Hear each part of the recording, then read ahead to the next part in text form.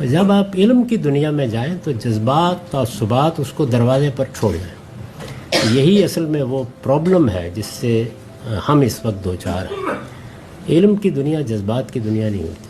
یا آپ اس میں داخل نہ ہوں, آپ کو سیاست پر گفتگو کرنی ہے, مذہب پر کرنی ہے, معیشت پر کرنی ہے. جب آپ علم کی دنیا میں ہیں, یعنی محبت جذبات ان کے اظہار کی بھی دنیایں ہیں, میں اس کی نفی نہیں کرتا. مجھے اپنے اساتذہ سے بہت محبت ہو سکتی, مجھے اپنے والدین سے بھی بڑی محبت ہے, مجھے اپنے بعض احباب سے بھی بہت محبت ہے. اس کے اظہار کے مواقع بالکل الگ ہیں, وہ آپ کریں. جب آپ محبت کا اظہار کر رہے ہوتے ہیں کوئی پیچیدگی نہیں ہوتی.